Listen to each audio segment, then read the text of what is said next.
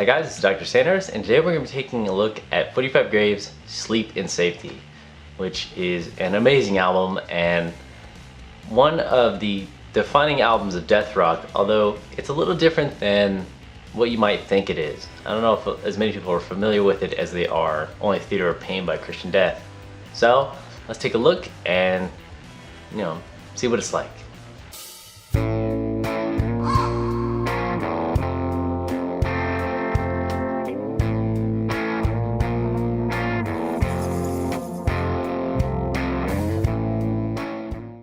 Released in 1983, Sleep in Safety is a very unique album. Most notable member from the band, or at least the one that most people are familiar with, is Dinah Cancer. So, you get a Dinah Cancer. She's pretty much the most consistent member of the band and is, I think, the only original member who is still currently in the band.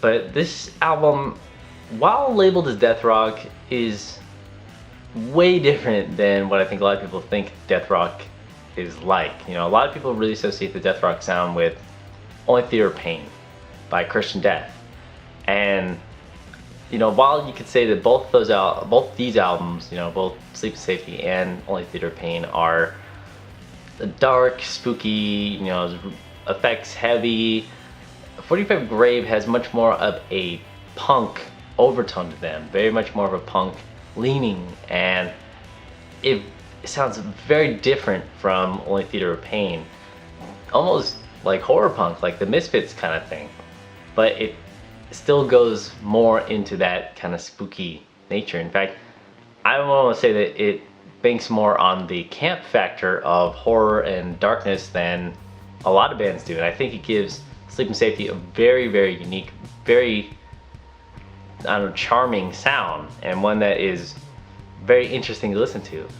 You have almost like this Addams Family-esque sort of kind of comedic twist on this, and it's one that I really, really like. Songs like Surf Bat obviously have that sort of 60s influence, and but songs like 45 Grave are much more straightforward punk. And one song I really love, and it wasn't actually on the original release, I think it was only on the CD releases, and I think it's on Spotify, but it's called Riboflavin on this album, but the actual full title is Riboflavin flavored non-carbonated polyunsaturated blood, which I just love that title. I mean, how awesome is that? But you also have the intro, Insurance from God, where it's like, these people are, salesmen, they're trying to be like. This album was created by men who are successful career field agents in the life insurance business. It's just basically jokes. They have jokes all over this album, and I really appreciate a band who can have some fun. And this album definitely feels that way. It feels like a very, very fun album. In fact, it's great for a party. And one of the most famous songs by 45 Grave, of course, is Party Time. Now, I love this song. I really like the version on Sleep in Safety, but I do have to say that this album, the album version in particular, because there's a lot of different versions of Party Time, this one particularly to me has a very 80s production, like it almost has like that chanting like party time kind of thing.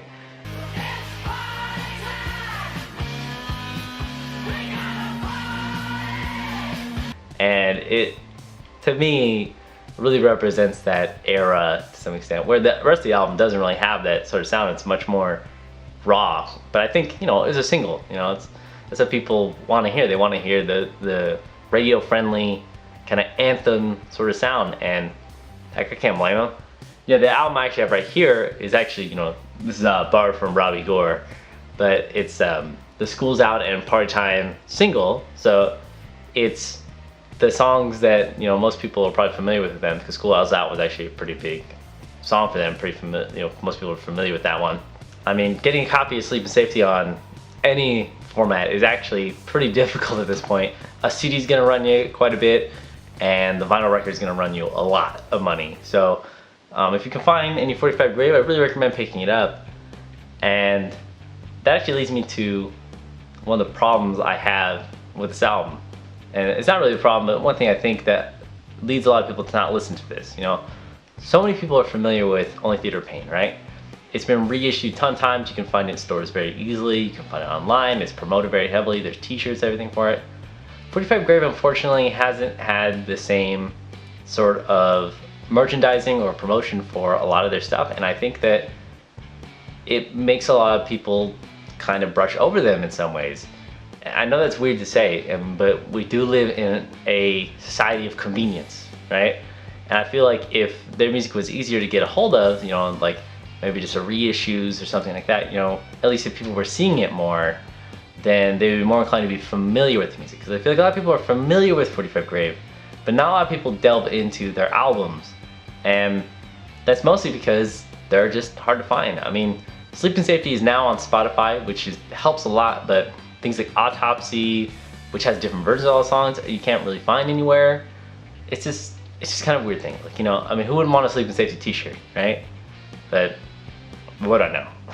As far as other songs I really like, I just want to mention Evil, because I know a lot of people can say, why didn't you mention Evil? But I love that song too. But 45 Grave is a very, very interesting band. And one I definitely have appreciation for that I didn't have for a long time. You know, I kind of was familiar with their few songs, you know, Ride the Flavin and Part-Time and Evil, but this whole album is really good.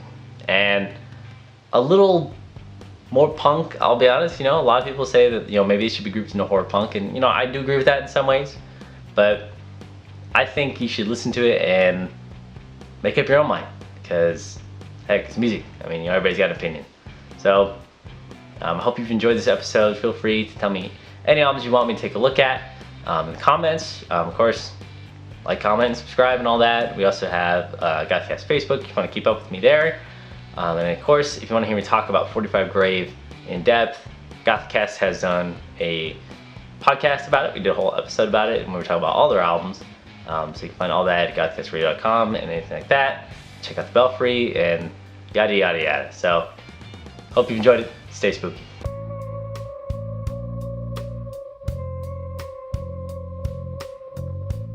GothCast is brought to you in part by The Belfry, a network of podcasts and YouTube channels for Gothic people. Whether you're a veteran of the Gothic culture or a newbie, there's plenty to find.